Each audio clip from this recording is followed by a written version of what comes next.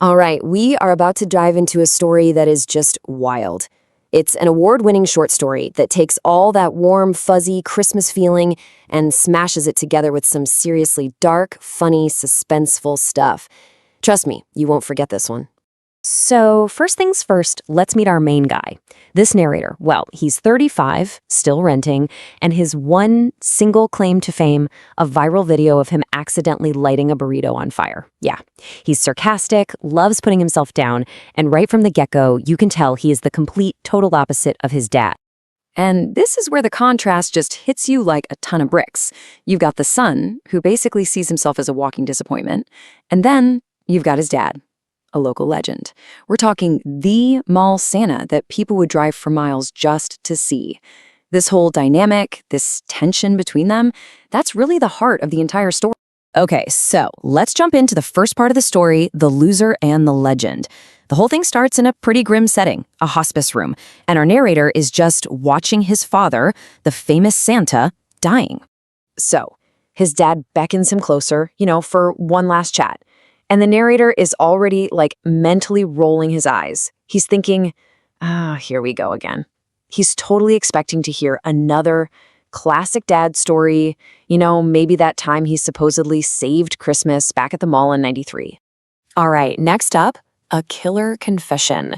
And folks, this is the moment where everything, and I mean everything, gets turned completely upside down. So just dripping with sarcasm, he asks his dad, "What? Did you save Christmas again?" He has absolutely no idea what's coming next. He thinks he knows what his dad is going to say, but he is so wrong. And bam, there it is, the jolly old Santa Claus, the guy who was the living, breathing spirit of Christmas for 3 decades, confesses he was a hitman. I mean, talk about a punch to the gut. What a reveal. But here's the crazy part. Even as a hitman, his dad had this code, a weird Christmas-themed moral code. It's such a brilliant, darkly funny little detail. It's the kind of thing that makes this totally insane premise feel, just a little bit more grounded. And then, just like that, he's gone. With his very last breath, he gives his son one final instruction. Go to my apartment, find the box that says Santa's naughty list. And then the monitor flatlines, leaving our narrator holding this massive, impossible secret and, well, a treasure map. Which leads us right into our next section, the hunt for proof inside Santa's naughty list. So the son goes over to his dad's apartment, and the place is exactly what you'd expect, just a total explosion of cheesy Christmas decorations.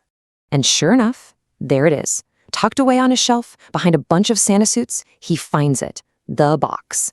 And this is it, right? The moment of truth. Was his dad just a crazy old man losing his mind, or was he actually telling the truth? So he opens the box, and the first piece of proof is, well, it's chilling, but it's also kind of hilarious. It's a pair of broken glasses, and the little tag says it belonged to the neighbor who played ABBA way too loud. The idea of taking a souvenir from a hit and putting it on a Christmas tag, that's just some next-level dark humor. Okay, the next thing in the box shows a totally different side of this whole business. It's a wedding ring. And the tag explains he was hired by a woman to take care of her abusive husband. And then it says she even gave him fresh-baked cookies afterward. I mean, that detail about the cookies is just, it's pure genius. Dark, but genius. And then there's the last item, the one that ties it all together. It's a Santa hat, but the white fur, it's crusted with something dark brown. Is it blood? Is it dried hot chocolate? Who knows? But that one object right there, that's his father's 2 lives. The beloved Santa and the brutal hitman, all rolled into one single terrifying thing. So yeah, it's all real. Now we get to the funeral. And our narrator is faced with this massive choice. What does he do? Does he protect his dad's legacy as the town's perfect Santa? Or does he tell everyone the horrible truth? He's just playing the whole thing out in his head. He can see the crazy headlines now. Killer Kringle caught dead.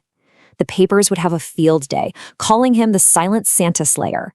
It would just absolutely ruin the magic of Christmas for everyone in town. And then, during the eulogy, in this moment of pure panic, he slips up. He actually says his dad was a hitman. But everyone just thinks it's a really, really bad joke. So he just leans into it, makes a terrible pun, and the entire secret gets buried under this wave of awkward groans. Phew, close call. The secret's safe for now. But just when you think it's all over, it's not. Not even close. This next part, Kringle and Associates, starts with a very strange meeting at the funeral that, once again, changes everything.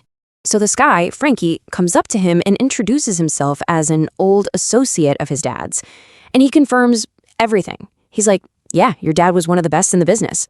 And just like that, a door opens up to this whole hidden world of, I guess, holiday-themed hitmen hiding right under everyone's noses. And then Frankie hands him a business card.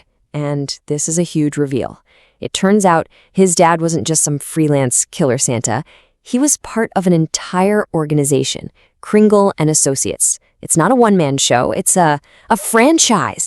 And then comes the pitch, the job offer. Frankie actually suggests that our narrator, the guy who thinks he's a total failure, could step in and take over his dad's role. Can you imagine? It's a completely life-shattering offer. And this is where it all clicks into place for him.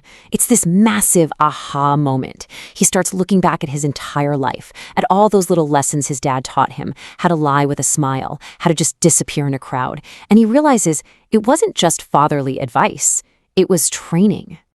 And that's where the story leaves us, on this absolutely perfect cliffhanger. It just leaves you hanging with this big question. The son, who spent his whole life feeling like he'd never amount to anything, has just been offered the one job that, in a really dark and twisted way, he might be perfect for. It makes you ask yourself, is this his destiny? And maybe more importantly, what would you do?